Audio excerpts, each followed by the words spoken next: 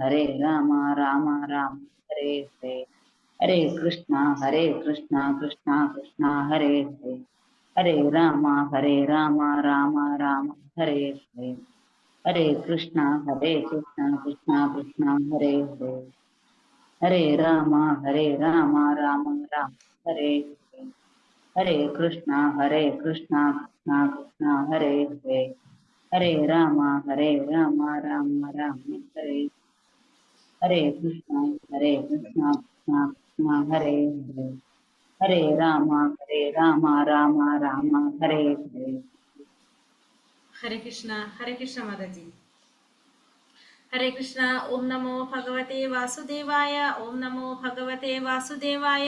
ഓം നമോ ഭഗവതേ വാസുദേവായ. ഓം അജ്ഞാനതിമിരാന്തസ്യ ജ്ഞാനാഞ്ജനാശലാകയ ചക്ഷുരുന്മീലിതം യേന തസ്മൈ ശ്രീ ഗുരവേ നമഃ. നമോ വിഷ്ണുപാദായ കൃഷ്ണപ്രേഷ്ഠായ ഭൂതലേ ശ്രീമതേ ഭക്തിവേദാന്ത സ്വാമിനിധി നാമിനേ. നമസ്തേ സാരസ്വതേ ദേവേ ഗൗരവാണി പ്രചാരിണേ നിർവിശേഷ ശൂന്യവാദി പാശ്ചാത്യദേശധാരിണേ. ജയ ശ്രീ കൃഷ്ണ ചൈതന്യ പ്രഭു നിത്യാനന്ദ ശ്രീ അദ്വൈത ഗദാധര ശ്രീവാസാദി ഗൗരഭക്ത വൃന്ദ. ഹരേ കൃഷ്ണ കൃഷ്ണ കൃഷ്ണ ഹരേ ഹരേ. ഹരേ രാമ രാമ രാമ ഹരേ ഹരേ. ഹരേ കൃഷ്ണ. നിഗമകൽപ്പതരോർഗളിതം ഫലം സുഖമുഖാമൃതദ്രവ സംയുതം പിബത ഭാഗവതം രസമാലയം മുഹുരഹോ രസികാ ഭുവി ഭാവുകാഃ. നാരായണം നമസ്കൃത്യം നരം ചൈവ നരോത്തമം ദേവീം സരസ്വതീം വ്യാസം തതോ ജയമുദിരയേത്. നഷ്ടപ്രായേഷു ഭദ്രേഷു നിത്യം ഭാഗവത സേവയ ഭഗവതേ ഉത്തമ ശ്ലോകേ ഭക്തിർഭവതി നൈഷ്ഠികീം. കൃഷ്ണായ വാസുദേവായ ദേവകീ നന്ദനായ ച നന്ദഗോപകുമാരായ ഗോവിന്ദായ നമോ നമഃ. ഹരേ കൃഷ്ണ കൃഷ്ണ കൃഷ്ണ ഹരേ ഹരേ. ഹരേ രാമ രാമ രാമ ഹരേ ഹരേ. ഹരേ കൃഷ്ണ. ശ്രീ ശ്രീ രാധാ ഗോവിന്ദ് ടെമ്പിൾ ഇസ്കോൺ മാംഗ്ലൂരിന്റെ ഭാഗവതം ക്ലാസ്സിലേക്ക് എല്ലാവർക്കും സ്വാഗതം. ഹരേ കൃഷ്ണ മാതാജി. എല്ലാവർക്കും പ്രണാമം. എല്ലാവർക്കും പ്രണാമം. രണ്ടാമത്തെ സ്കന്ധം ഒന്നാമത്തെ അധ്യായത്തിലെ ഭഗവത് സാക്ഷാത്കാരത്തിലേക്കുള്ള ആദ്യപടി എന്ന ഭാഗത്തില് 28 ശ്ലോകങ്ങൾ നമ്മൾ എടുത്തിട്ടുണ്ടായിരുന്നു. 29ാമത്തെ ശ്ലോകം നമ്മള് 32 ശ്ലോകങ്ങൾ എടുത്തിട്ടുണ്ടായിരുന്നു അല്ലെ. 32 ശ്ലോകങ്ങൾ എടുത്തിട്ടുണ്ടായിരുന്നു. അപ്പൊ നമ്മള് ഇന്നലെ എടുത്തത് 29, 30, 31, 32 വരെയുള്ള 4 ശ്ലോകങ്ങളാണ് നമ്മൾ ഇന്നലെ എടുത്തത്.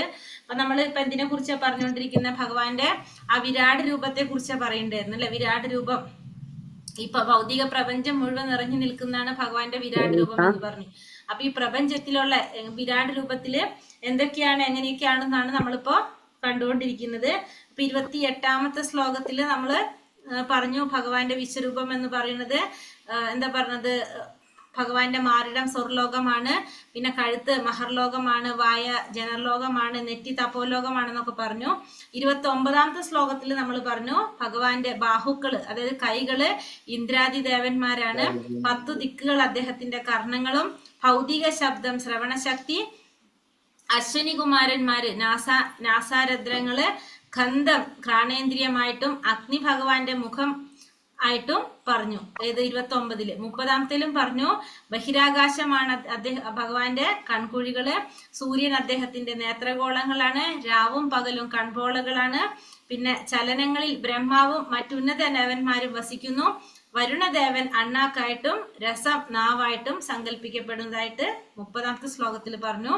31ാമത്തെ ശ്ലോകത്തിൽ നമ്മൾ കണ്ടു വേദമന്ത്രങ്ങൾ ഭഗവാന്റെ ശിരോമാർഗത്തെ മസ്തിഷ്കത്തെ പ്രതിനിധീകരിക്കുന്നതാണ്.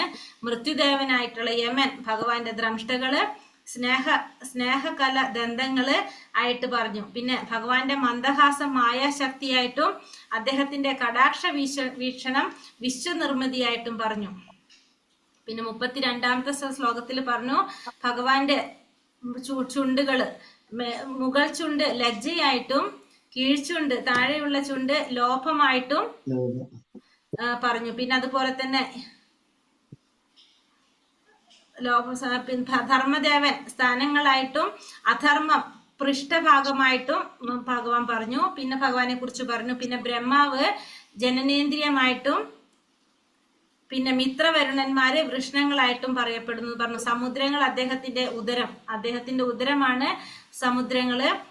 അതേപോലെ തന്നെ അദ്ദേഹത്തിന്റെ വയറ് എന്ന് ഉദരങ്ങള് പിന്നെ പർവ്വതങ്ങള് അസ്ഥികളായിട്ടും പറഞ്ഞു. അപ്പോ വിരാട് രൂപത്തെ കുറിച്ചാണ് ഇവിടെ പറഞ്ഞിരിക്കുന്നത്. അതായത് നമ്മൾ ഈ പ്രപഞ്ചത്തിൽ കാണുന്ന എല്ലാതും ഭഗവാനിൽ തന്നെയാണ് നിലനിൽക്കുന്നത്, ഭഗവാന്റെ അംശമാണെന്ന് പറഞ്ഞു. അപ്പൊ എങ്ങനെയാണ് ഭഗവാന്റെ അംശം എന്നുള്ളത് ഇപ്പൊ നമുക്കിവിടെ മനസ്സിലാക്കി തരാണ്. ഇപ്പൊ നമ്മള് 11ാമത്തെ അധ്യായം വിശ്വരൂപത്തില് നമ്മൾ ഭഗവാന്റെ വിശ്വരൂപം വർണ്ണിക്കുന്നത് മാത്രമേ നമ്മൾ അതിൽ പഠിച്ചിട്ടുള്ളൂ. അപ്പൊ ഈ വിശ്വരൂപം എന്ന് പറഞ്ഞാല് ഈ ഭൗതിക പ്രപഞ്ചം നിറഞ്ഞു നിൽക്കുന്നതാണ്. അപ്പൊ അതിൽ എങ്ങനെയാണ് എല്ലാം ഉൾച്ചേർന്ന് നിൽക്കുന്നത് എന്നുള്ളത് ഇപ്പൊ നമുക്ക് ഇവിടെ മനസ്സിലാവാണ്.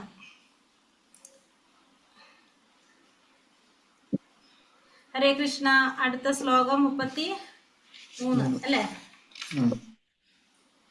ഓം നമോ ഭഗവതേ വാസുദേവായ. സൗണ്ട് ഡിസ്റ്റർബ് ഉണ്ടെങ്കിൽ പറയണം, ഇവിടെ നല്ല മഴയാണ്. ഹരേ കൃഷ്ണ. നാത്യോസ്യ നാഠോദ്യ തനോരുഹാണി മഹീരുഹാ വിശ്വതനോർനൃപേന്ദ്ര അനന്തവീര്യ ശ്വസിതം മാതരിശ്വ ഗതിർവയ കർമ്മഗുണ പ്രവാഹഃ. നാത്യോസ്യ നാഠോദ്യ തനോരുഹാണി മഹീരുഹാ വിശ്വതനോർനൃപേന്ദ്ര അനന്തവീര്യ ശ്വസിതം മാതരിശ്വ ഗതിർവയ കർമ്മഗുണ പ്രവാഹഃ. ചൊല്ലാം. ഭഗവതേ വാസുദേവായ.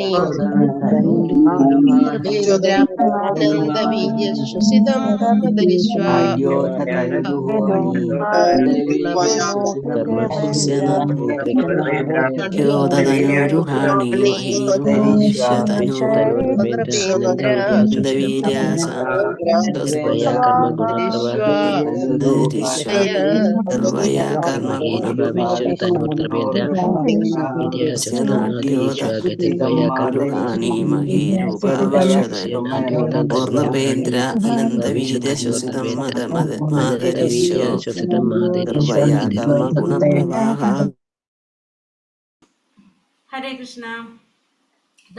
നദികൾ അസ്യ അദ്ദേഹത്തിന്റെ, നാട്യ ഞരമ്പുകൾ, അഥ പിന്നെ, തനുരുഹാണി ശരീരത്തിലെ രോമങ്ങൾ, മഹീരുഹ ചെടികളും മരങ്ങളും, വിശ്വതനെ വിശ്വരൂപത്തിന്റെ, നൃപ ഇന്ദ്ര അല്ലയോ രാജാവേ, അനന്തവീര്യ അനന്ത ശക്തിമാന്റെ, ശ്വസിതം ശ്വസനം, മാതരീശ്വ വായു, ഗതി ചലനം, വയ കടന്നു പോകുന്ന കാലങ്ങൾ, കർമ്മം, ഗുണപ്രവാഹ പ്രകൃതി ഗുണങ്ങളുടെ പ്രത്യാഘാതങ്ങൾ, വിവർത്തനം. ശ്രീല പ്രഭുപാദിക്ക് ജയ്. വിവർത്തനം. ഹേ രാജാവേ, നദികൾ ബൃഹത് രൂപത്തിന്റെ ഞരമ്പുകളും, വൃക്ഷങ്ങൾ അദ്ദേഹത്തിന്റെ ശരീരരോമങ്ങളും, അദ്ദേഹത്തിന്റെ നിശ്വാസം അനന്തവീര്യമുള്ള മാരുതനും, അദ്ദേഹത്തിന്റെ ചലനങ്ങൾ കടന്നു പോകുന്ന കാലങ്ങളും, അദ്ദേഹത്തിന്റെ കർമ്മങ്ങൾ ത്രിഗുണാത്മക ഭൗതിക പ്രകൃതിയുടെ പ്രത്യാഘാതങ്ങളുമാണ്. ഇവിടെ ഇനി പറയുന്നത് ഭഗവാന്റെ ഞരമ്പുകൾ, ഭഗവാന്റെ ബൃഹത് രൂപത്തിലെ ഞരമ്പുകൾ എന്ന് പറയുന്നത് നദികളാണ്. വൃക്ഷങ്ങൾ എന്ന് പറയുന്നത് അദ്ദേഹത്തിന്റെ ശരീരത്തിലെ രോമങ്ങളാണ്. നിശ്വാസം എന്ന് പറയുന്നത് അനന്തവീര്യമുള്ള മാരുതൻ കാറ്റാണ്. അദ്ദേഹത്തിന്റെ ചലനങ്ങൾ എന്താണ്? കടന്നു പോകുന്ന കാലങ്ങളാണ്. കർമ്മങ്ങൾ എന്ന് പറയുന്നത് ത്രിഗുണാത്മക ഭൗതിക പ്രകൃതിയുടെ പ്രത്യാഘാതങ്ങളാണ് എന്ന് പറയുന്നത് കർമ്മങ്ങളായിട്ട് പറയുന്നത്. ഭാവാർത്ഥം. ശ്രീല പ്രഭുപാദിക്ക് ജയ്.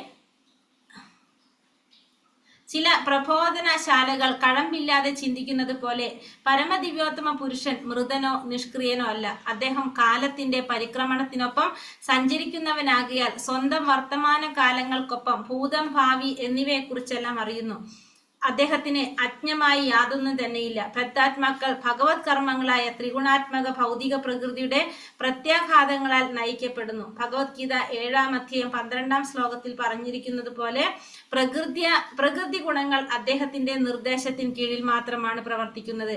ആ നിലയ്ക്ക് പ്രകൃത്യാധിഷ്ഠിതമായ ഒരു കർമ്മവും അന്ധമോ അജ്ഞമോ പ്രവൃത്തമോ അല്ല.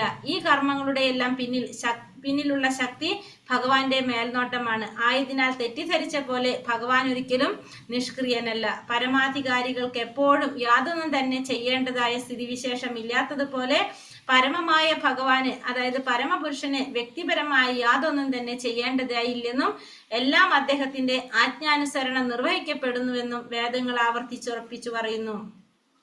അദ്ദേഹത്തിന്റെ അനുമതിയില്ലാതെ ഒരു പുൽക്കൊടി പോലും ചലിക്കില്ലെന്ന് പറഞ്ഞിരിക്കുന്നു. ഇവിടെ പറയുന്നത് ചില പ്രബോധനശാലകൾ കഴമ്പില്ലാതെ ചിന്തിക്കുന്നത് പോലെ ഭഗവാൻ പരമദിവ്യോത്തമ പുരുഷനായ ഭഗവാൻ കൃഷ്ണൻ ഒരിക്കലും എങ്ങനെയല്ല, നിഷ്ക്രിയനോ മൃദനോ അല്ല.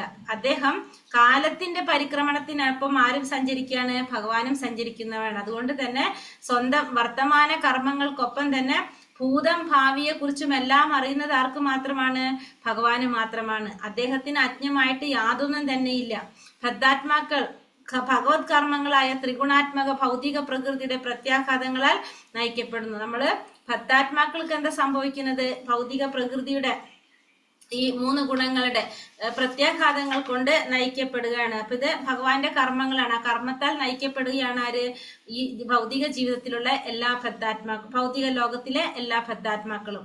ഭഗവത്ഗീത 7:12 പ്രസ്താവിച്ചിരിക്കുന്നത് പോലെ ത്രിഗുണങ്ങൾ ഭഗവാന്റെ നിർദ്ദേശത്തിന് കീഴിൽ മാത്രമാണ് പ്രവർത്തിക്കുന്നത്. ഭഗവാൻ ഗുണാതീതനാണ്. പിന്നെ ഗുണങ്ങളുടെ നാഥനും ആര് തന്നെയാണ്? ഭഗവാൻ തന്നെയാണ്. അപ്പൊ ഭഗവാന്റെ നിർദ്ദേശങ്ങൾക്കനുസരിച്ചാണ് ഭൗതിക പ്രകൃതിയുടെ ത്രിഗുണങ്ങളും പ്രവർത്തിക്കുന്നത്. ആ നിലയ്ക്ക് പ്രകൃത്യാധിഷ്ഠിതമായ ഒരു കർമ്മവും അന്ധമോ അജ്ഞമോ സ്വതപ്രവൃത്തമോ അല്ല. അപ്പൊ അതുകൊണ്ട് തന്നെ ഭൗതിക പ്രകൃതിയിൽ അധിഷ്ഠിതമായിട്ടുള്ള ഒരു കർമ്മവും എന്തല്ല, അന്ധമായിട്ടുള്ളതോ അജ്ഞമായിട്ടുള്ളതോ സ്വതപ്രവർത്തമോ അല്ല. എല്ലാ കർമ്മങ്ങളുടെ പിന്നിൽ ആരുണ്ട്? ഭഗവാന്റെ ശക്തിയുണ്ട്, ഭഗവാന്റെ മേൽനോട്ടമുണ്ട്. ആയതിനാൽ തെറ്റിദ്ധരിച്ച പോലെ ഭഗവാൻ ഒരിക്കലും നിഷ്ക്രിയനല്ല. അപ്പൊ ഭഗവാൻ ഒരിക്കലും നിഷ്ക്രിയനല്ല. പരമാധികാരികൾക്ക് എപ്പോഴും യാതൊന്നും തന്നെ ചെയ്യേണ്ടതായിട്ട് സ്ഥിതിവിശേഷമില്ലാത്തതുപോലെ പരമമായ ഭഗവാന്, ആ പരമപുരുഷന് വ്യക്തിപരമായി യാതൊന്നും തന്നെ ചെയ്യേണ്ടതായില്ലെന്നും അദ്ദേഹത്തിന്റെ ആജ്ഞാനുസരണം നിർവഹിക്കപ്പെടുന്നുവെന്നും വേദങ്ങൾ ആവർത്തിച്ചുറപ്പിച്ച് പറയുന്നു. അപ്പൊ ഒരു പരമാധികാരിക്ക് എന്തിന്റെ ആവശ്യമില്ല? ഒന്നും ചെയ്യേണ്ടത് ആവശ്യമില്ല. കാരണം ചെയ്യാനുള്ള നിർദ്ദേശങ്ങൾ കൊടുത്താൽ മതി അല്ലേ? അല്ല എങ്കിൽ ഭഗവാന്റെ പറയുന്നതാണ്, ആ വ്യക്തിയുടെ ആജ്ഞാനുസരണമാണ് എല്ലാം നിർവഹിക്കപ്പെടുന്നത്. അപ്പൊ അതേപോലെ തന്നെ പരമപുരുഷനായിട്ടുള്ള ഭഗവാന് യാതൊന്നും തന്നെ ചെയ്യേണ്ടതായിട്ടില്ല. എല്ലാം അദ്ദേഹത്തിന്റെ ആജ്ഞയ്ക്കനുസരിച്ച് നിർവഹിക്കപ്പെടുന്നു എന്നുള്ളതും വേദങ്ങളും ഉറപ്പിച്ചു പറയുന്നു.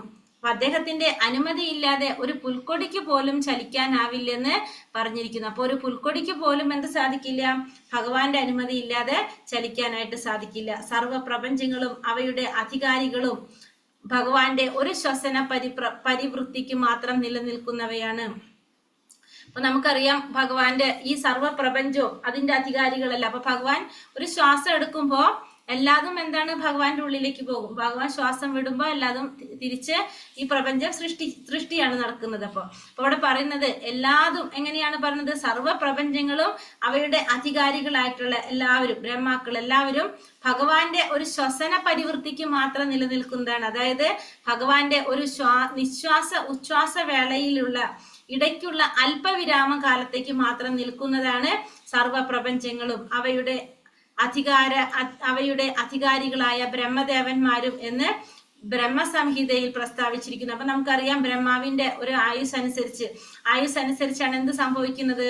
ഇവിടെ എല്ലാം നിലനിൽക്കുന്നത്. അതായത് ഭഗവാന്റെ ഒരു ഉച്ഛ്വാസ നിശ്വാസ വേളയാണ് സംഭവം ഇതിന് നടക്കുന്നത്. അപ്പൊ ഈ ഉച്ഛ്വാസ നിശ്വാസ വേളയില് നിലനിൽക്കുന്നതാണിത്. കാരണം നമ്മൾ പറഞ്ഞില്ലേ, ഭഗവാൻ ഒരു ശ്വാസം എടുക്കുമ്പോൾ എല്ലാം ഭഗവാനിലേക്ക് പോകും, തിരിച്ച് ശ്വാസം വിടുമ്പോൾ എന്താ സംഭവിക്കുന്നതെല്ലാം വീണ്ടും വരികയും ചെയ്യും. അപ്പൊ അതിനനുസരിച്ച് ബ്രഹ്മാവും മാറിക്കൊണ്ടേയിരിക്കും.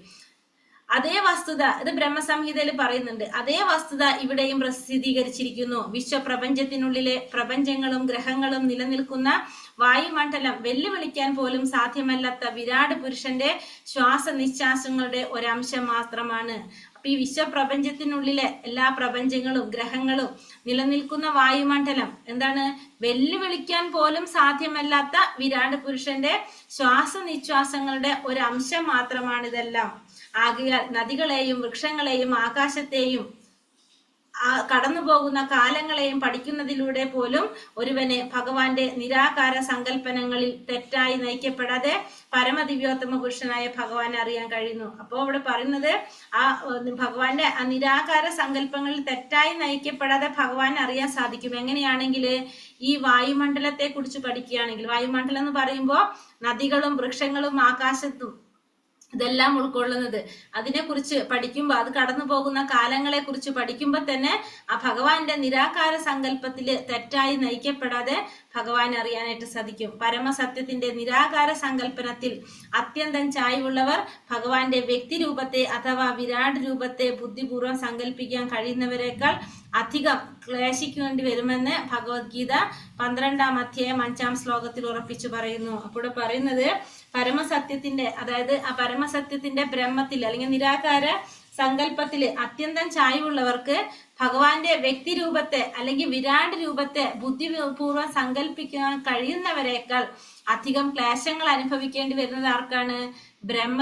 ബ്രഹ്മത്തിൽ ചായ്വുള്ളവർക്ക് അല്ലെങ്കിൽ നിരാകാര സങ്കല്പത്തിൽ ചായ്വുള്ളവർക്കാണ് ക്ലേശങ്ങൾ അനുഭവിക്കേണ്ടി വരും എന്നുള്ളത് ഭഗവത്ഗീത 12-ാമത്തെ അധ്യായം 5-ാം ശ്ലോകത്തില് ഉറപ്പിച്ചു പറയുന്നു. അപ്പൊ നമ്മള് ഭഗവാന്റെ അതായത് ആ പരമസത്യത്തിന്റെ വ്യക്തിരൂപത്തെയാണ് ആരാധിക്കേണ്ടത്, ബ്രഹ്മത്തെയല്ല നമ്മൾ ആരാധിക്കേണ്ടത്. ശ്ലോകം 34. ഈശസ്യ കേശാൻ വിതുരംബുവാഹാൻ വാസസ്തു സന്ധ്യാം കുരുവൈര്യ ഭൂമ്നഃ അവ്യക്തമാഹുർഹൃദയം മനശ്ച സാ ചന്ദ്രമാ സർവവികാരകോശഃ. ഈശസ്യ കേശാൻ വിതുരംബുവാഹാൻ വാസസ്തു സന്ധ്യാം കുരുവൈര്യ ഭൂമ്നഃ അവ്യക്തമാഹുർഹൃദയം മനശ്ച സാ ചന്ദ്രമാ സർവവികാരകോശഃ. ചൊല്ലാം. ഓം നമോ ഭഗവതേ വാസുദേവായ. ഈശസ്യ കേശാൻ വിതുരംബുവാഹാൻ വാസസ്തു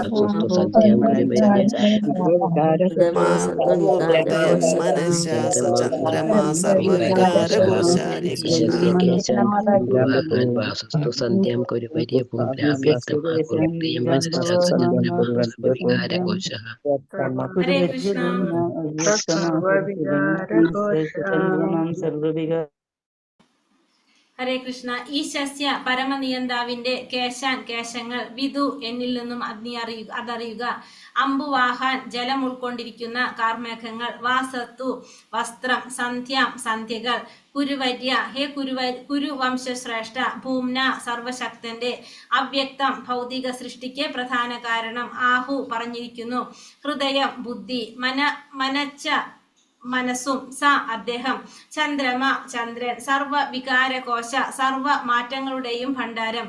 വിവർത്തനം ശ്രീല പ്രഭുപാദിക്ക് ജയ്. അല്ലയോ കുരുവര്യ, കാർമേഘങ്ങൾ അദ്ദേഹത്തിന്റെ മുടിക്കെട്ടാണ്, സന്ധ്യകൾ അദ്ദേഹത്തിന്റെ വസ്ത്രവും, അദ്ദേഹത്തിന്റെ ബുദ്ധി ഭൗതിക സൃഷ്ടിയുടെ പരമകാരണവും, അദ്ദേഹത്തിന്റെ മനസ്സ് എല്ലാ സ്ഥിതിഭേദങ്ങളുടെയും അഥവാ എല്ലാ പരിവർത്തനങ്ങളുടെയും ഭണ്ഡാരമായ ചന്ദ്രനുമാണ്. അപ്പോൾ പറയുന്നത് കാർമേഘങ്ങൾ എന്ന് പറയുന്നത് ഭഗവാന്റെ വിരാട് രൂപത്തിന്റെ മുടിക്കെട്ടാണ്, സന്ധ്യകൾ എന്ന് പറയുന്നത് അദ്ദേഹത്തിന്റെ വസ്ത്രങ്ങളാണ്, ബുദ്ധി എന്ന് പറയുന്നത് ഭൗതിക സൃഷ്ടിയുടെ പരമകാരണം, അതുപോലെ തന്നെ അദ്ദേഹത്തിന്റെ മനസ്സ് എല്ലാ സ്ഥിതിഭേദങ്ങളുടെയും അതല്ലെങ്കിൽ എല്ലാ പരിവർത്തനങ്ങളുടെയും ഭണ്ഡാരമായിട്ടുള്ള ചന്ദ്രനാണ് അദ്ദേഹത്തിന്റെ മനസ്സ് എന്നും ഇവിടെ പറയുന്നു. അടുത്ത ശ്ലോകം. ഓം നമോ ഭഗവതേ വാസുദേവായ. ശ്ലോകം 35. വിജ്ഞാന ശക്തി മഹിമാമനന്തി സർവാത്മനോന്തകരണം ഗിരിത്രം അശ്വാസദാരുഷ്ട്രഗജാനഖാനി സർവേ മൃഗ പശവ ശ്രോണി ദേശേ. വിജ്ഞാന ശക്തി മഹിമാമനന്തി സർവാത്മനോന്തകരണം ഗിരിത്രം അശ്വാസദാരുഷ്ട്രഗജാനഖാനി സർവേ മുഖ പശവ ശ്രോണി ദേശേ. ചൊല്ലാം.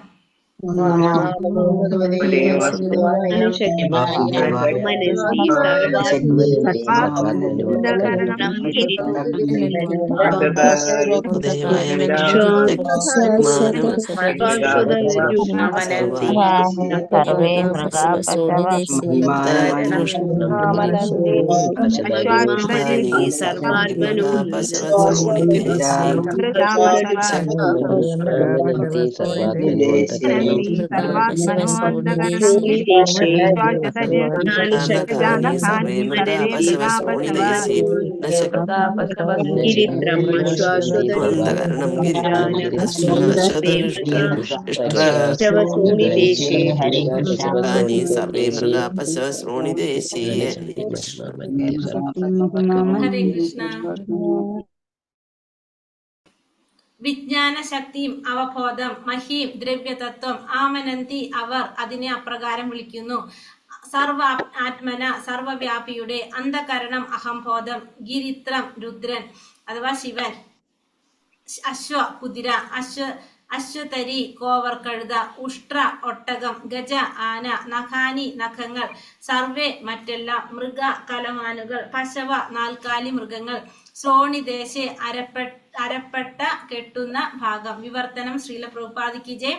വിദഗ്ധർ ഉറപ്പായി പറഞ്ഞിരിക്കുന്നതിന് പ്രകാരം ദ്രവ്യത്തെ സംബന്ധിക്കുന്ന മൂലതത്വം അഥവാ മഹത്തത്വം സർവവ്യാപിയായ ഭഗവാന്റെ അവബോധം. അപ്പൊ മഹത്തത്വം എന്ന് പറയുന്നത് ഭഗവാന്റെ അവബോധമാണ്. രുദ്രദേവൻ അദ്ദേഹത്തിന്റെ അഹംബോധവും അഥവാ അന്ധകരണവുമാകുന്നു. അപ്പൊ ശിവൻ അല്ലെങ്കിൽ മഹാദേവനായിട്ടുള്ള രുദ്രദേവൻ അദ്ദേഹത്തിന്റെ അഹംബോധമാണ് അല്ലെങ്കിൽ അന്ധകരണമാണ്. ആന കുതിര ഒട്ടകം കോവർ കഴുത എന്നിവ അദ്ദേഹത്തിന്റെ കാൽനഖങ്ങളും ആന കുതിര ഒട്ടകം കോവർ കഴുത എന്നിവ അദ്ദേഹത്തിന്റെ കാൽനഖങ്ങളും വന്യമൃഗങ്ങളും എല്ലാ നാൽക്കാലികളും ഭഗവാന്റെ അരപ്പട്ടയുടെ ഭാഗത്ത് സ്ഥിതി ചെയ്യുന്നവയുമാകുന്നു. അപ്പൊ എല്ലാ നാൽക്കാലികള് ഭഗവാന്റെ അരപ്പട്ടയുടെ അരഭാഗത്ത് സ്ഥിതി ചെയ്യുന്നതാണ്. അപ്പോൾ ഇവിടെ പറയുന്നത് മഹത്തത്വം എന്ന് പറയുന്നത് ഭഗവാന്റെ അവബോധമാണ്. അഹംബോധമായിട്ട് പറയുന്നത് രുദ്രദേവൻ അദ്ദേഹത്തിന്റെ അഹംബോധം അല്ലെങ്കിൽ അന്ധകരണമാണ്. ആന കുതിര ഒട്ടകം കോവർ കഴുത എന്നത് ഭഗവാന്റെ കാൽനഖങ്ങളും വന്യമൃഗങ്ങളും പിന്നെ അതുപോലെ തന്നെ വന്യമൃഗങ്ങളും നാൽക്കാലികളും ഭഗവാന്റെ അരപ്പട്ടയുടെ ഭാഗത്ത് സ്ഥിതി ചെയ്യുന്നു. ഇപ്പോ ഭഗവാൻ എന്താണ് വിശ്വരൂപത്തിന്റെ ആ വിരാട് രൂപത്തില് ഈ പറഞ്ഞ ഈ പ്രകൃതിയിലുള്ള എല്ലാതും ആരിലാണ് നിറഞ്ഞു നിൽക്കുന്നത്? എല്ലാവരും ഭഗവാനിൽ നിലനിൽക്കുന്നതാണ്, ഭഗവാന്റെ അംശമാണെന്നുള്ളത് നമുക്കൂടെ മനസ്സിലാക്കി തരാണ്. ഓം നമോ ഭഗവതേ വാസുദേവായ. ശ്ലോകം 36. വയാംസി തദ്വ്യാകരണം വിചിത്രം മനൂർമനീഷ മനുജോ നിവാസ ഗന്ധർവ വിദ്യാധരചാരണാപ്സരഃ സ്വരാസ്മൃതിരസുരാനി കവീര്യ. വയാംസി തദ്വ്യാകരണം വിചിത്രം മനൂർമനീഷ മനുജോ നിവാസ ഗന്ധർവ വിദ്യാധരചാരണാപ്സരഃ സ്വരാസ്മൃതിരസുരാനി കവീര്യ. ചൊല്ലാം. ഓം നമോ ഭഗവതേ വാസുദേവായ.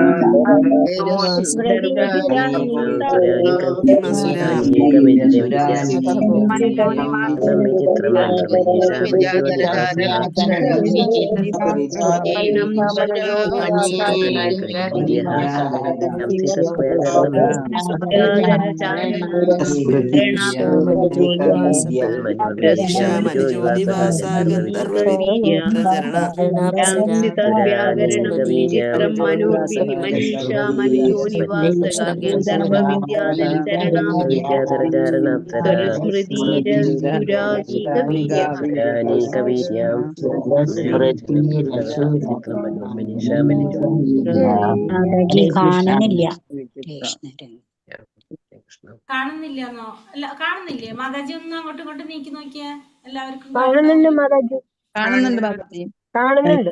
അക്ഷരം തിരിഞ്ഞു കാണുന്നില്ല മാതാജി, കണ്ണിന് പ്രശ്നമായിട്ടേ. ആ ഓക്കെ ഓക്കെ ശരി. ഹരേ കൃഷ്ണ മാതാജി. ഹരേ കൃഷ്ണ. വയാംസി വൈവിധ്യങ്ങളായ പക്ഷികൾ, തദ് വ്യാകരണം ശബ്ദ സമൂഹം, വിചിത്രം ശില്പമയമായ, മനു മനുഷ്യരാശിയുടെ പിതാവ്, മനീഷ ചിന്തകൾ, മനുജ മനുഷ്യവർഗം മനുവിന്റെ സന്തതികൾ, നിവാസം ഗന്ധർവ ഗന്ധർവന്മാർ, വിദ്യാധരന്മാർ, ചാരണന്മാർ, അപ്സരസുകൾ, സ്വരം സുശ്രാവ്യമായ താളലയം, സ്മരണ, അസുര അനീക അസുര പടയാളികൾ, വീര്യം. വിവർത്തനം ഭാവാർത്ഥം ശ്രീല പ്രഭുപാദിക്ക് ജയ്. വിവർത്തനം: വൈവിധ്യമാർന്ന പക്ഷികൾ ഭഗവാന്റെ വൈദഗ്ധ്യപൂർണമായ കലാബോധത്തിന്റെ അഥവാ ചമൽക്കാര വേദനത്തിന്റെ സൂചനയാണ്. മനുഷ്യരാശിയുടെ പിതാവായ മനു ഭഗവാന്റെ പ്രാമാണിക ബുദ്ധിചാതുര്യത്തിന്റെ അടയാളവും മനുഷ്യത്വം ഭഗവാന്റെ നിവാസവുമാകുന്നു.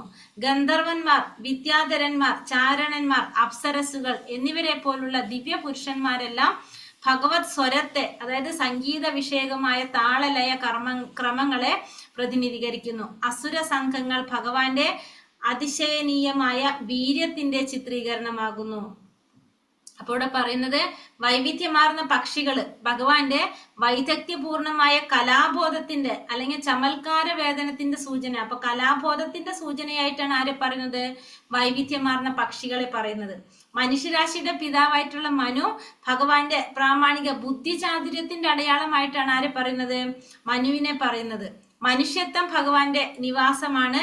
അതുപോലെ തന്നെ ഗന്ധർവന്മാര്, വിദ്യാധരന്മാര്, ചാരണന്മാര്, അപ്സരസുകള് ഇവരെ പോലുള്ള ദിവ്യ പുരുഷന്മാരെല്ലാം ഭഗവത് സ്വരത്തെ പ്രതിനിധീകരിക്കുന്നു. സ്വരത്തെ എന്ന് പറയുമ്പോൾ സംഗീത വിഷയങ്ങളായിട്ടുള്ള താളലയ ക്രമങ്ങളെ പ്രതിനിധീകരിക്കുന്നതാണ്. അപ്പൊ അസുര സംഘങ്ങൾ എന്ന് പറയുന്നത് ഭഗവാന്റെ അതിശയനീയമായ വീര്യത്തിന്റെ ചിത്രീകരണമായിട്ടാണ് ആരെ പറയുന്നത്?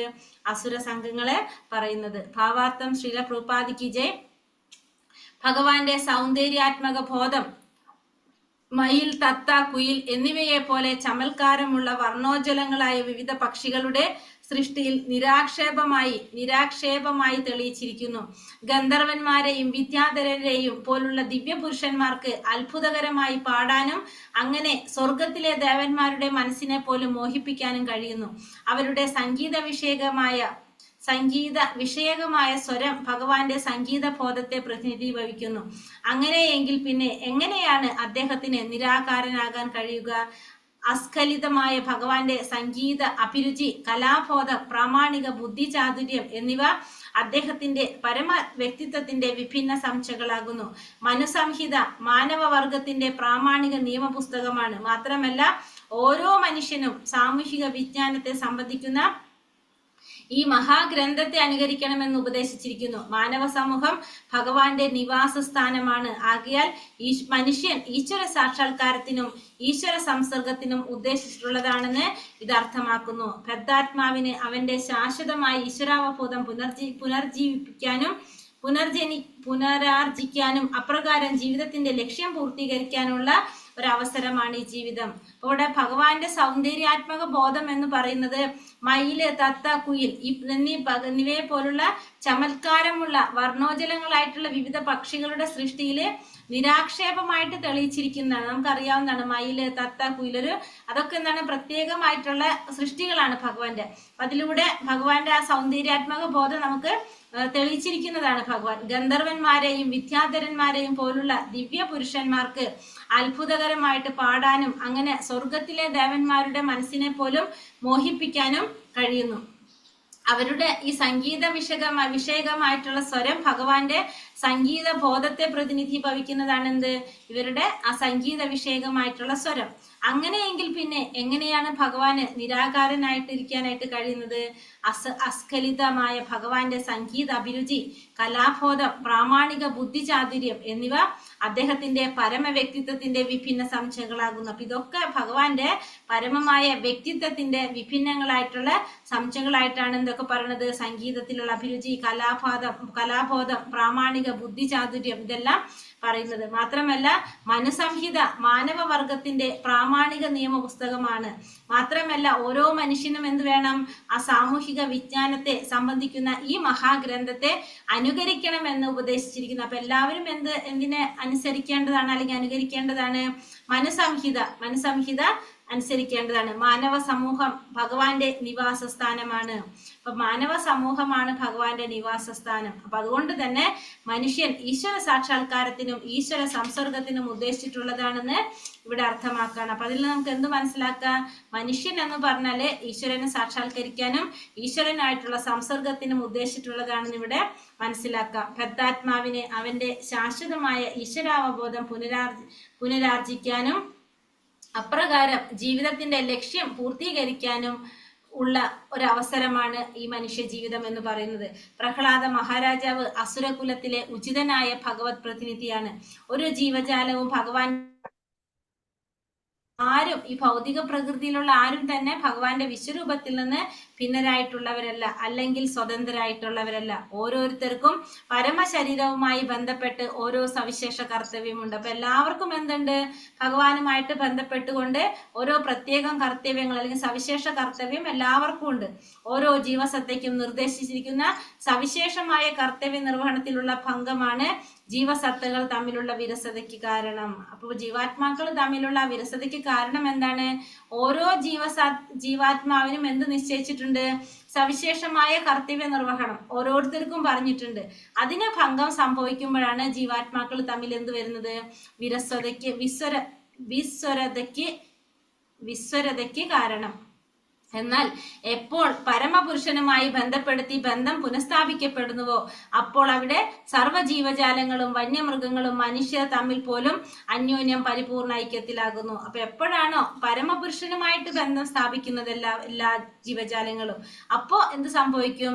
എല്ലാ തമ്മില് അന്യോന്യം പരിപൂർണ ഐക്യത്തിലായി മാറും. മധ്യപ്രദേശിലെ വനത്തിൽ ശ്രീ ചൈതന്യ മഹാപ്രഭു ഈ സചേതനമായ ഐക്യം കാട്ടിത്തന്നു. അവിടെ ആനയും കടുവയും മറ്റനേകം ക്രൂരമൃഗങ്ങൾ പോലും പരമപുരുഷനായ ഭഗവാനെ പ്രകീർത്തിക്കുന്നതിൽ പരിപൂർണമായും സഹകരിച്ചു. ലോകമെമ്പാടുമുള്ള സമാധാനത്തിനും സ്നേഹഭാവത്തിനുമുള്ള മാർഗമാണത്. അപ്പൊ ചൈതന്യ മഹാപ്രഭുവിന്റെ നമ്മൾ ഭക്തിരസാമൃത സിന്ധുവിൽ പഠിച്ചിട്ടുണ്ട്. എന്താണ്? ജാരിഖണ്ഡ് വനത്തിലോ അല്ലെ പറഞ്ഞത് ഓർമ്മയുണ്ടോ? മധ്യപ്രദേശത്തിലെ ആ വനത്തിലെ ചൈതന്യ മഹാപ്രഭു സചേതനമായ ഐക്യം കാട്ടി തന്നത്. കാരണം ഹരേ കൃഷ്ണ മഹാമന്ത്രം ചൊല്ലി അദ്ദേഹം നൃത്തം ചെയ്ത് കാട്ടിലൂടെ പോയപ്പോ അവിടെ ആന, കടുവ, മറ്റനേകം ക്രൂരമായ മൃഗങ്ങൾ പോലും ആ പരമപുരുഷനായ ഭഗവാനെ പ്രകീർത്തിക്കുന്നതിൽ പരിപൂർണമായിട്ടും സഹകരിച്ചു. ലോകമെമ്പാടുമുള്ള സമാധാനത്തിനും സ്നേഹഭാവത്തിനുമുള്ള മാർഗമാണിത്. ഹരേ കൃഷ്ണ. ശ്ലോകം 37. ഓം നമോ ഭഗവതേ വാസുദേവായ. ബ്രഹ്മാനനം ശതഭുജോ മഹാത്മാ വിഠൂരുരംക്രീശ്രിത കൃഷ്ണവർണഃ നാനാഭിധാപി ജഗണോപപന്നോ ദ്രവ്യാത്മക കർമ്മവിധാന യോഗഃ. ബ്രഹ്മാനനം ശതഭുജോ മഹാത്മാ വിഠൂരുരംക്രീശ്രിത കൃഷ്ണവർണഃ നാനാഭിധാപി ജഗണോപപന്നോ ദ്രവ്യാത്മക കർമ്മവിധാന യോഗഃ. ചൊല്ലാം. ഭഗവതേ വാസുദേവായ. ബ്രഹ്മാനനം ശതഭുജോ മഹാത്മാ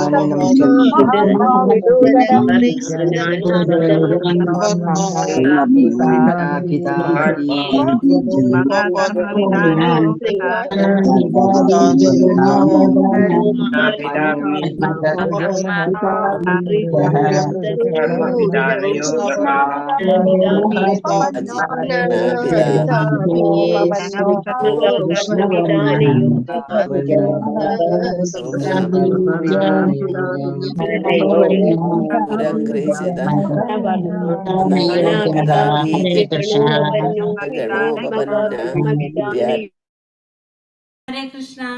ബ്രഹ്മ ബ്രാഹ്മണർ, ആനനം മുഖം, ക്ഷത്രിയർ ഭുജ കരങ്ങൾ, മഹാത്മാ വിരാട് പുരുഷൻ, വിത് വൈശ്യർ ഊരു തുടകൾ, അംക്രിശ്രിത അദ്ദേഹത്തിന്റെ പാദ സംരക്ഷണയിൽ, കൃഷ്ണവർണ ശൂദ്രർ നാനാപ്രകാരത്തിലുള്ള അഭിത നാമങ്ങളാൽ, അഭിജ ഗണദേവന്മാർ, ഉപപന്ന മറികടന്ന്, ദ്രവ്യ ആത്മക സുകരമായ വിഭവങ്ങളാൽ, കർമ്മങ്ങൾ, വിധാനയോഗ യജ്ഞാനുഷ്ഠാനങ്ങൾ. വിവർത്തനം ഭാവാർത്ഥം. ശ്രീല പ്രഭുപാദിക്ക് ജയ്. വിവർത്തനം. വിരാട് പുരുഷന്റെ മുഖാംബുജം ബ്രാഹ്മണരും കരങ്ങൾ ക്ഷത്രിയരും തുടകൾ വൈശ്യരുമാണ്. ശൂദ്രർ അദ്ദേഹത്തിന്റെ പാദപത്മങ്ങളുടെ സംരക്ഷണത്തിലാകുന്നു.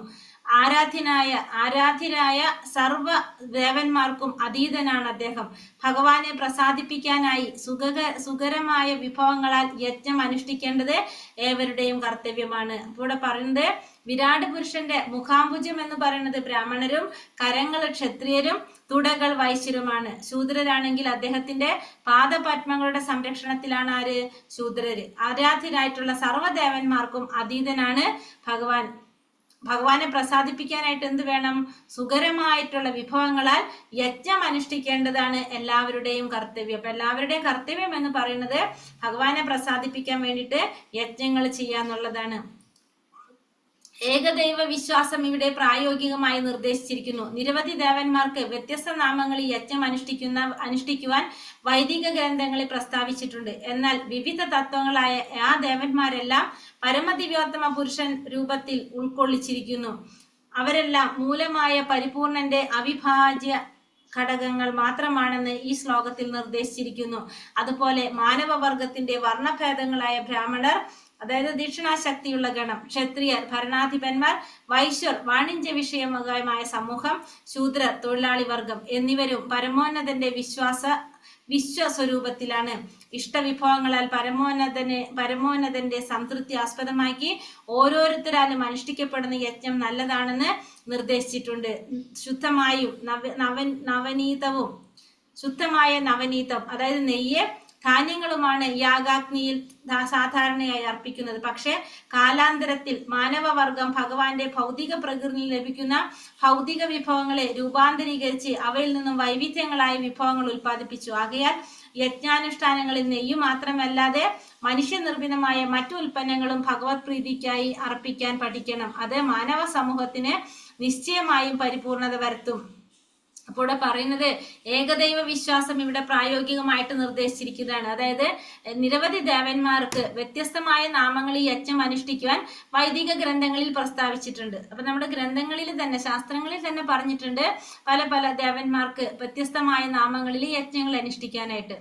എന്നാൽ വിവിധ തത്വങ്ങളായിട്ടുള്ള ആ ദേവന്മാരെല്ലാവരും പരമദിവ്യോത്തമ പുരുഷന്റെ ആ രൂപത്തിൽ ഉൾക്കൊള്ളിച്ചിരിക്കുന്നതാണ്. അപ്പൊ എല്ലാ ദേവന്മാരും എവിടെ ഉൾക്കൊള്ളുന്നതാണ്?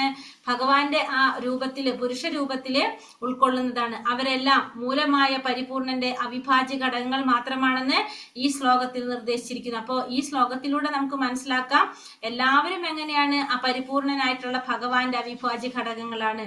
അതുപോലെ മാനവവർഗത്തിന്റെ വർണ്ണഭേദങ്ങളായിട്ടുള്ള ബ്രാഹ്മണരും ക്ഷത്രിയരും വൈശ്യരും ശൂദ്രരും ഇവരൊക്കെ എന്താണ്? ഒരേപോലെ, അതായത് ദീക്ഷണാശക്തിയുള്ള ഗണമായിട്ട് ബ്രാഹ്മണരും, ഭരണാധിപന്മാരായിട്ട് ക്ഷത്രിയരും, വാണിജ്യ വിഷയങ്ങൾ കൈകാര്യം ചെയ്യുന്ന വൈശ്യരും, തൊഴിലാളി വർഗമായിട്ട് ശൂദ്രരും, ഇവരും ഭഗവാന്റെ ആ പരമോന്നതനായിട്ടുള്ള ഭഗവാന്റെ വിശ്വസ്വരൂപത്തിലാണ് ഉള്ളത്. ഇഷ്ടവിഭവങ്ങളാൽ പരമോന്നതന്റെ സംതൃപ്തി ആസ്പദമാക്കി ഓരോരുത്തരാലും അനുഷ്ഠിക്കപ്പെടുന്ന യജ്ഞം നല്ലതാണെന്ന് നിർദ്ദേശിക്കുന്നു. അപ്പൊ എല്ലാവരും എന്ത് ചെയ്യണം? ഇഷ്ടവിഭവങ്ങൾ കൊണ്ട് ഭഗവാന്റെ സംതൃപ്തിക്ക് വേണ്ടിയിട്ട് എന്ത് ചെയ്യണം? യജ്ഞങ്ങൾ അനുഷ്ഠിക്കണം. അത് നല്ലതാണെന്ന് പറയുന്നുണ്ട്. ശുദ്ധമായ നവനീതം അതായത് നെയ്യ്, അതുപോലെ തന്നെ ധാന്യങ്ങൾ, ഇതാണ് സാധാരണ എന്ത് ചെയ്യുന്നത്? യാഗാഗ്നിയിൽ സമർപ്പിക്കുന്നത്. പക്ഷേ കാലാന്തരത്തില് മാനവവർഗം എന്താണ്? ഈ ഭൗതിക പ്രകൃതിയിൽ നിന്ന് ലഭിക്കുന്ന ഭൗതികമായ വിഭവങ്ങളെ രൂപാന്തരീകരിച്ച് അവയിൽ നിന്നും എന്താണ്? വൈവിധ്യങ്ങളായിട്ടുള്ള വിവിധ തരത്തിലുള്ള വിഭവങ്ങളൊക്കെ ഉൽപ്പാദിപ്പിച്ചു. ആകയാൽ യജ്ഞാനുഷ്ഠാനങ്ങളിൽ നെയ്യ് മാത്രമല്ലാതെ ഈ മനുഷ്യനിർമ്മിതമായിട്ടുള്ള ഈ ഉൽപ്പന്നങ്ങളും ഭഗവാന്റെ പ്രീതിക്കായിട്ട് അർപ്പിക്കാനായിട്ട് പഠിക്കണം. അത് മാനവ സമൂഹത്തിന് നിശ്ചയമായും പരിപൂർണത വരുത്തും. അപ്പൊ ഇത്തരത്തിൽ നമ്മൾ ചെയ്യുന്നത് കൊണ്ട് മനുഷ്യ സമൂഹത്തിന് എന്ത് വരുത്തും? അതുകൊണ്ട് പരിപൂർണത വരാനായിട്ട് സാധിക്കും. ദീക്ഷണാശാലികളായ മനുഷ്യഗണം അഥവാ ബ്രാഹ്മണർ അത്തരം യജ്ഞങ്ങൾക്ക് പൂർവ്വ ആചാര്യന്മാരുടെ വിദഗ്ധോപദേശം ആരാഞ്ഞുകൊണ്ട് നിർദ്ദേശം നൽകട്ടെ. അപ്പൊ അതിന് നിർദ്ദേശം നൽകേണ്ടത് ആരാണ്? ദീക്ഷണാശാലികളായ മനുഷ്യഗണം, അതായത് ബ്രാഹ്മണന്മാരാണ് ആചാര്യന്മാരുടെ ഉപദേശപ്രകാരം ഇത്തരത്തിലുള്ള കാര്യങ്ങൾക്ക് നിർദ്ദേശം നൽകേണ്ടത്. ഭരണാധിപന്മാർ അഥവാ ക്ഷത്രിയന്മാർ അത്തരം യജ്ഞാനുഷ്ഠാനങ്ങൾക്ക് വേണ്ട സൗകര്യം ഒരുക്കേണ്ടതാണ്. അപ്പോൾ ആരാണ് സൗകര്യം ഒരുക്കേണ്ടത്? ക്ഷത്രിയന്മാര് സൗകര്യങ്ങൾ ഒരുക്കണം. വൈശ്യർ അഥവാ യജ്ഞത്തിന് വേണ്ട സാധന സാമഗ്രികൾ ഉൽപ്പാദിപ്പിക്കുന്ന വാണിജ്യ വ്യവസായ വിഷയകമായ മനുഷ്യഗണം യജ്ഞത്തിന് ആവശ്യമായ വിഭവങ്ങൾ സമ്മാനിക്കട്ടെ. അപ്പൊ വൈശ്യര് അവരെന്താ ചെയ്യേണ്ടത്? ആ യജ്ഞത്തിന് വേണ്ട സാധന സാമഗ്രികൾ ഉൽപ്പാദിപ്പിക്കുന്ന ആ വാണിജ്യ വ്യവസായ വിഷയകമായിട്ടുള്ള മനുഷ്യഗണം, അതാണ് അവർ. അതായത് ആ യജ്ഞത്തിന് വേണ്ട സാധനങ്ങൾ ഉൽപ്പാദിപ്പിക്കൽ, വിഭവങ്ങൾ നൽകേണ്ടതാണ് ആരുടെ ജോലി? വൈശ്യരുടെ ജോലി. അത്തരം യജ്ഞങ്ങളുടെ ശുഭപര്യവസാനത്തിന് ശൂദ്രൻ അവരുടെ കായിക സേവനം സമർപ്പിക്കട്ടെ. അപ്പൊ ആ യജ്ഞങ്ങളുടെ ശുഭപര്യവസാനത്തിന് എന്ത് വേണം? ശൂദ്രർ അവരുടെ കായികമായിട്ടുള്ള അവരുടെ സേവനം അതിനു വേണ്ടിയിട്ട് സമർപ്പിക്കുക. അതാണ് 4 കൂട്ടര് ചെയ്യേണ്ടത്. അപ്രകാരം മാനവകുലത്തിലെ എല്ലാ ജനവിഭാഗങ്ങളുടെയും സഹകരണത്തോടെ ഈ യുഗത്തിൽ അനുശാസിച്ചിരിക്കുന്ന യജ്ഞമായ ഭഗവാന്റെ പരിശുദ്ധ നാമ സങ്കീർത്തനം ലോകത്തിലെ സർവമാന ജനങ്ങളുടെയും പൊതുക്ഷേമത്തിനായി അനുഷ്ഠിക്കപ്പെടട്ടെ. അപ്പോൾ എല്ലാ ജനവിഭാഗങ്ങളുടെയും സഹകരണത്തോടു കൂടി ഈ കലിയുഗത്തിൽ അനുശാസിച്ചിരിക്കുന്ന യജ്ഞം എന്താണ്? ഭഗവാന്റെ ഹരിനാമ സങ്കീർത്തനം, പരിശുദ്ധമായ നാമസങ്കീർത്തനം. അത് ലോകത്തിലെ സർവമാന ജനങ്ങളുടെയും പൊതുക്ഷേമത്തിനായിട്ട് അനുഷ്ഠിക്കപ്പെടട്ടെ എന്നാണ് പറയുന്നത്. അപ്പോൾ ഇവിടെ യജ്ഞങ്ങൾ അനുഷ്ഠിക്കണം എന്നുള്ളത് പറഞ്ഞിരിക്കുകയാണ്. ഹരേ കൃഷ്ണ കൃഷ്ണ കൃഷ്ണ ഹരേ ഹരേ, ഹരേ രാമ രാമ രാമ ഹരേ ഹരേ. വഞ്ചാകൽപതരൂപേശ്ച കൃപാസിന്ധോഭ്യവച പതിതാനാം പാവനേഭ്യോ വൈഷ്ണവേഭ്യോ നമോ നമഃ. അനന്തകോടി വൈഷ്ണവഭക്തവൃന്ദി കി ജയ്, ശ്രീല പ്രഭുപാദ് കി ജയ്, ഗുരുദേവ് കി ജയ്, നിതായ് ഗുരു പ്രമാനന്ദേ. ഹരി ഹരി ബോൽ. ഹരേ